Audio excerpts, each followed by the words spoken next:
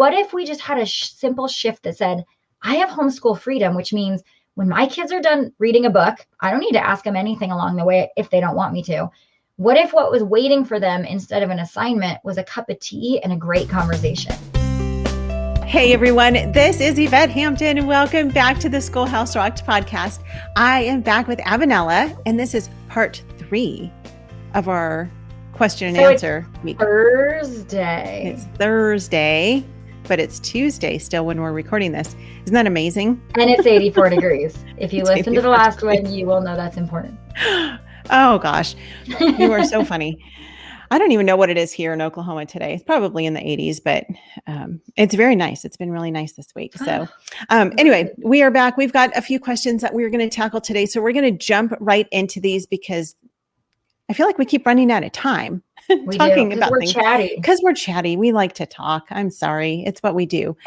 So here's the next question. Why is getting my kids to do school such a battle? I thought this homeschool thing was supposed to make my kids love learning, and all they do is battle me. We're talking about this because my guess is that people are getting ready to start school, right? Probably, yes. And if parents are thinking back to the last year and what it was like for the kids doing school, they're, waking up with nightmares going, no, I don't want to do this again. So maybe we can help amp you up so it looks a little different as you go into fall. Yes. And I think that there are a couple of steps that you can take to avoid the battle. And I'll kind of give my list. We haven't even talked about these, Abby, but I'll give some of my ideas and then you give some of yours and we'll see how they compare with one another. Perfect. The first one is, I think that even for younger kids, not kindergarten, of course, but as they get, a little bit older and have a better understanding, I think it's good to talk with your kids about like, here's what we need to study and let's look together at how we can do this and make them part of the conversation. Ooh, I love that idea. Because then they have ownership and they don't feel like it's just mom dictating, saying, this is what we're going to do. This is how we're going to do it. And you're going to like it, whether whether you like it or not, you're going to smile and you're going to enjoy it. But I think it's one of the beauties of homeschooling in that they're not sitting in a classroom with one curriculum that is used for every kid across the board. And it doesn't matter what their learning style is. It doesn't matter what your teaching style is. They're going to do what they're going to do. So take your kids, maybe take them to a bookstore, maybe take them to a friend's house who has some curriculum that you might be able to borrow for the year or look at some things online. There are lots of ways that you can look at things online and test out different things. Summertime is a great time to do that. We use Knotgrass History for history, and we've also used Mystery of History. Both of those, you can download things. For math, you can usually do some free lessons for math. I know IEW, you can do several lessons for free on their website. And so you don't have to purchase the curriculum first. And I know that curriculum can get very, very expensive, but there are ways to get around that. There's lots of free curriculum that you can use. And again, use your resources, use your friends and say, hey, I've got this that maybe you would enjoy with your kids. Could I borrow this that you used last year? I have a friend who lives in California and I think every year for the past couple of years, we will mail each other different books and curriculum because, her kids are working on one thing, mine are working on another. And it just works that way because why purchase it when we can just borrow each other's? And so it's cheaper to spend the few bucks on the shipping than it is to purchase the whole thing. Totally. And so, but talk to your kids, figure out what is it that they enjoy doing? And it does take some work. It's not going to be an easy thing. And if you have multiple kids, it's going to take some time, but do that during the summertime before the school year starts. So I think that's the first thing. And one way of doing that we've done is there are certain things you have to cover. And that, like, in science, you have to cover physical science, anatomy and physiology, blah, blah, blah. And like one thing we did is we took the Apologia books and we're like, okay, there's anatomy and physiology, botany, land, animals, the whole thing. But who's to say you have to do them in order? So in the summer, I told my kids, we have to do these over the next X amount of years or history. Like these are the time periods we're studying. Which one do you want to do this year? And again, that's just a practical way of them taking ownership of what they're learning, and you're still hitting the things, they're not just saying, I only want to learn underwater basket weaving. They're still hitting the things that they need to hit. Right. They're just choosing. And I really, that really helped, except that then we would have one that always wanted to leave the one they didn't want to do for the last. So then, it just never gets done. That's just a practical way of saying, let them be involved. Yes. Yeah. And it's fun. It's actually fun to get to sit with your kids and make them part of the planning process. And they're excited. They are excited over it.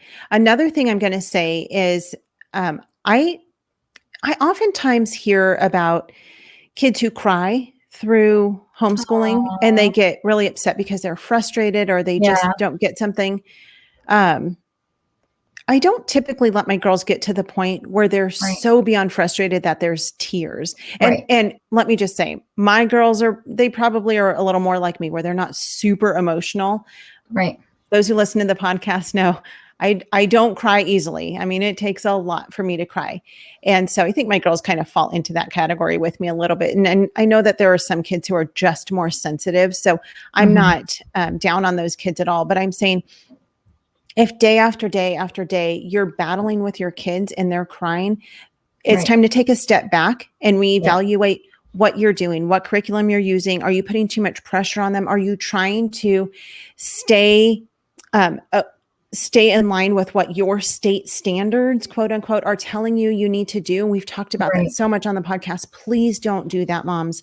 Please do not feel like you need to be in line with what the public school system tells you need to be doing and where your kids need to be academically. That is an average of where kids, those ages where they think they should be. Your kids are unique. They're going to advance in some areas. They're going to struggle in some areas. So take it slow or speed up. Do whatever is best for them. But if they're crying and battling you because they're frustrated, take advantage of being a homeschool parent and back off. Homeschool freedom. This is why we homeschool, and this is why we value our freedom. This is why we aren't, this is why we privately, we have a home-based privately funded education, because then we're in the driver's seats. We don't get handed by the state what our kids should learn. That's enough to make anyone nuts.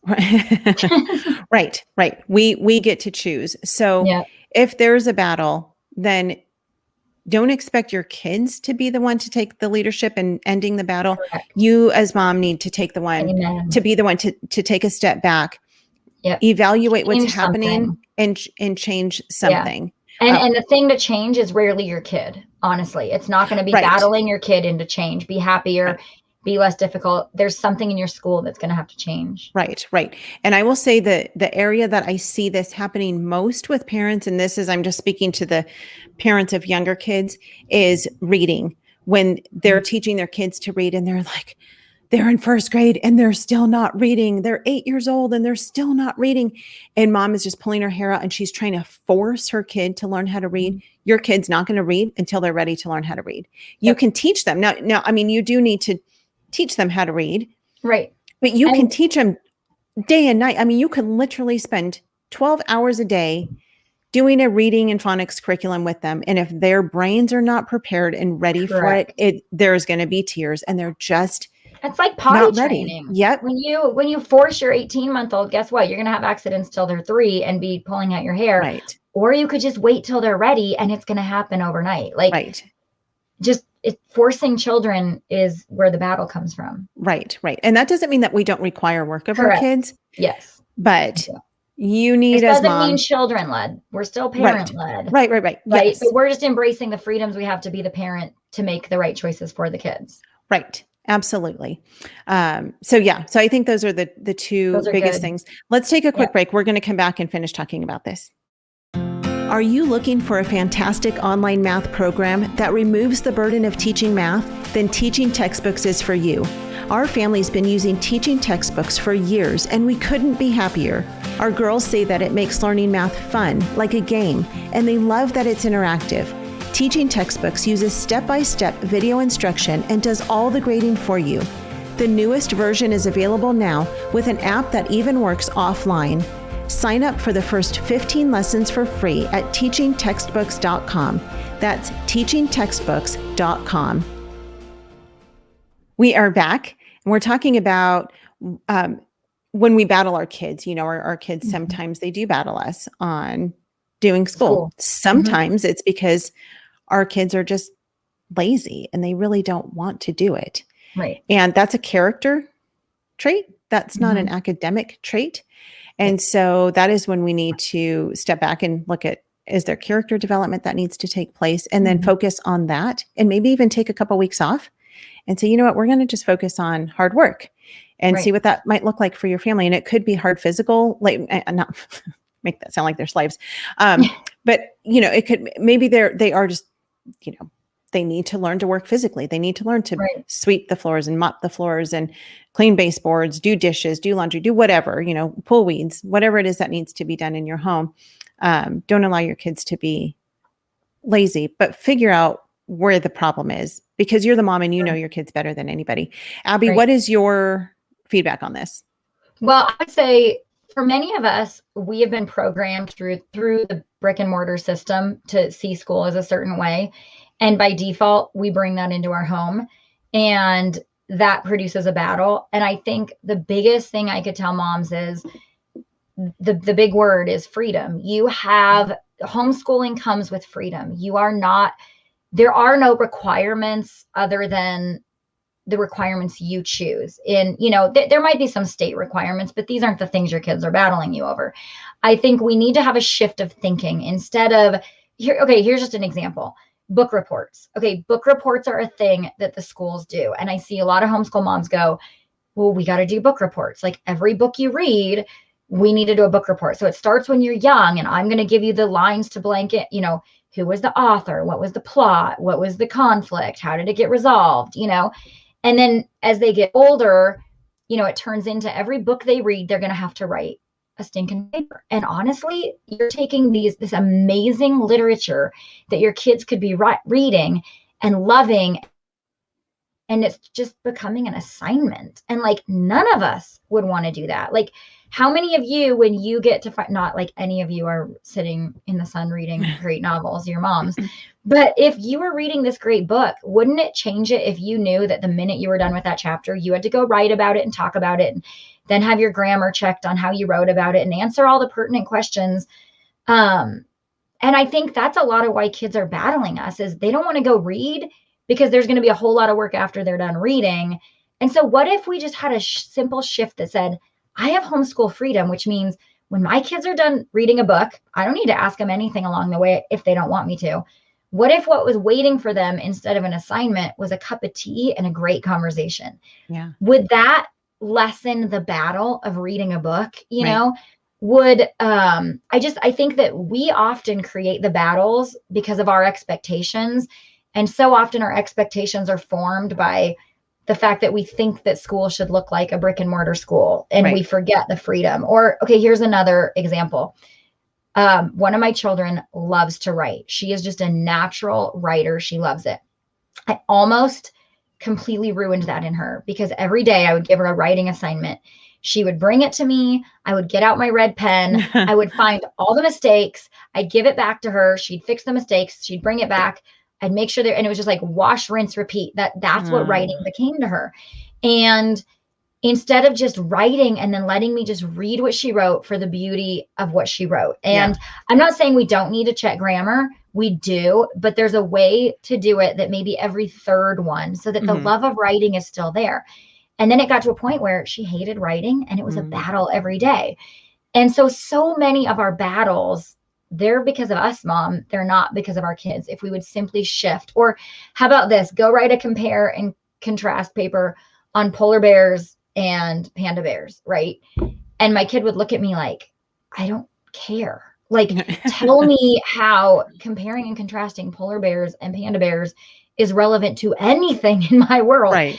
And then it was a battle, right? I'm like, you need to have the Venn diagram, honey, and what's in the middle. And it was a battle. But then one morning, all of a sudden I went like this. Okay, so here's the deal. Go and write, forget polar bears and panda bears. Go write me a compare and contrast essay between French toast and waffles.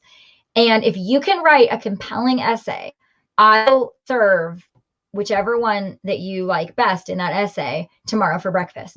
And they had a blast. And I'm not saying your kid would enjoy that, but find something that sparks a love of learning in your child. all of a sudden learning will be fun. It will be relevant. It will be something that they're excited about. And most often then the battles will subside. So many of the battles in our homeschool are brought on by us. Now, that's not to say that some kids are just going to battle us and be difficult. And I'm a firm believer in discipline and teaching our kids that, hey, this is parent led. You are part of life is doing things you don't like. This isn't everything about homeschool isn't every assignment you're not going to like. Sometimes you're just going to have to do an assignment you don't like. That's life. Yeah. But I'm just saying, if it's an everyday thing and everything's a battle, it's okay to shift your thinking. It's okay to not do what you think you have to do. We have freedom in this. Yeah. Yep. Amen. I agree completely. It's why God gave us our kids. We know them better than anybody. And so we can focus on what works best for them. And it's hard, I think, sometimes though, for the mom who's maybe not as creative. There are some moms who are super creative. You know, I watch these blogger moms who they come up with this curriculum and they have all these amazing ideas and crafts and things. And I'm just like, that is not me. No. Right. So if it's not you, utilize those moms who can come up with those things. Yes. They do that for a reason. In the 80s, like you just all you have to do is Google a fun way to teach something. Right. You know, and I'm not the craft mom either. You know what else? I'm not the science experiment mom. I just too messy. I just can't. So I make it easy and I buy the kits that already have the science experiment in them. I don't have to worry about all of that. So there are ways to do this. Also, you're not reinventing the wheel. Take something that's already been done and just tweak it. You don't have to come up with these incredible ideas. Don't think that I'm doing that because I'm not. Just tweak it a tiny bit. Just take the concept and make it something that would pique the interest in your kid. Right. Yeah. I just don't want these moms to feel pressured. Like, oh, great. Now I have to reinvent all of my curriculum to make it fun for my kid. No, you don't do that. And you know what? Your job also is not to make everything fun for your kid. Right. Don't think that we're saying that. Your job, you are not your child's entertainer. Right. You are your child's parent. Right. We're just trying to help you have less battle. And it also doesn't mean give your kid everything they want, because then they won't battle you. Right. That's a poor and awful idea too. We're just giving you some tips and tricks of if your kids are invested in their education, like Yvette said before, you know, if they're helping pick it out, they're going to enjoy it more. If they are interested in it, they are going to enjoy it more. Some of it, you just say this, suck it up, buttercup. I get it. I don't like cleaning toilets. Still going to do it. You might not like this assignment. You're still going to do it. Let's go get ice cream afterwards. Something and use Abby's exact words. Suck it up. Suck it up, buttercup. It's, parenting is hard. And so much of homeschooling is parenting. Yes. It's almost all parenting, you know, teaching our kids the things that God has put on our hearts and in our laps to have to teach them while we're homeschooling them. It's all part of parenting. It's all part of raising them up and pointing them to Jesus. And it's not easy. Homeschooling is not for the faint of heart, but it is for every parent. Yes. And we say it all the time. I'm going to say it again. God's going to give you everything you need to accomplish what he's called you to do. He is a good God, and you're not going to do it perfectly every time. It's going to look messy, and your kids are going to get frustrated, and you're going to get frustrated. And if you have a day where there's just tears and frustration, sometimes it's time to just let go. Say, you know what? We're done for the next 2 hours. Let's go to the park and play, or let's go take a walk, or let's listen to some worship music, or let's do something, change the environment some way. And then let's come back to this. I've done that with my girls lots of times. It seems like usually it's with math, where they're just frustrated over something. I'm like, let's just take a break. We'll come back and we'll revisit this because again. They are not going to learn at that point. I mean, there's enough studies that once their brains are shut down, once the tears are flowing, no matter what you do and how amazing you make it and how great you teach it, they're not going to learn it. They're just not. So you are just beating yourself. And the other thing is God will give us everything. What did you say? He's going to equip us for what he calls us to do. But we have to remember that what God calls us to do isn't always what we think it looks like. Sometimes we get out our homeschool textbooks and we think that our school day should look a certain way. That isn't necessarily how God wants it. So you need to put God in the driver's seat. You're in the passenger seat, and those battles are going to subside. I promise you. Yeah. Yes, absolutely. I just want to say one last thing and then we've got to close. But if you're the parent who says to your kid, you're going to sit there until you finish this assignment, whether it takes you 6 hours or 8 hours or however long, maybe rethink that approach. Stop that. Because what that's going to result in is your child resenting you as their teacher and resenting the thing that they're trying to learn. Again, it goes back to character and our character too. How are we responding to our kids in a godly way? Right.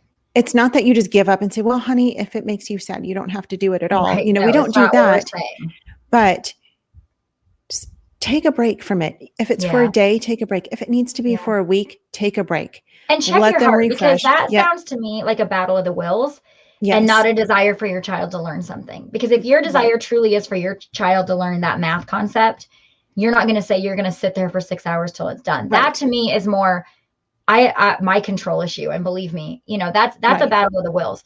Get your heart where it needs to be. We're discipling our kids and we want to teach them academically simultaneously. Right. That's not going to happen when we're all being our most stubborn that we can be. Right. And if it is a battle of the wills, train their will in another way. If you put a plate of chicken and rice in front of them and that they like chicken and rice and they're just closing their mouth and crossing their arms and they're not sick and they're perfectly fine, but they're just battling you and they're saying, I'm not going to eat this. Right. That might be the time to say, you're going to sit there until you eat your chicken and rice, or you're not going to eat anything. It's good for breakfast. Right. You're not going to eat anything until you eat the chicken and rice. Yes, it's correct. With academics. Academics is not always the time to be trying to train the strong will out of your kid. It is sometimes, but you have to be wise about it and pray about it. So anyway, I would pray for discernment to know that if this is your child's will, or if they're genuinely struggling with a concept and shutting down. Right. And God will give you that discernment and wisdom. He says, ask for it. He will give it abundantly. That's right. He's a good God. So we're out of time. You guys, we love you so much. We are so grateful that you have hung out with us again this week. We will be back on Monday with another fantastic guest. I don't know who it's going to be. It's going to be a surprise because I'm not sure who's up next week, but it will be someone amazing, I'm sure, because God is good to bring us amazing guests to this podcast. So thank you guys. We love you. Please keep up with us through the website, schoolhouserocked.com, and calledbeyond.com is Abby's website. We shared updates on calledbeyond.org. We shared about updates on both of those on Monday. So if you missed those, go back and listen. Have a great rest of your week. We will see you back in a few days. Bye.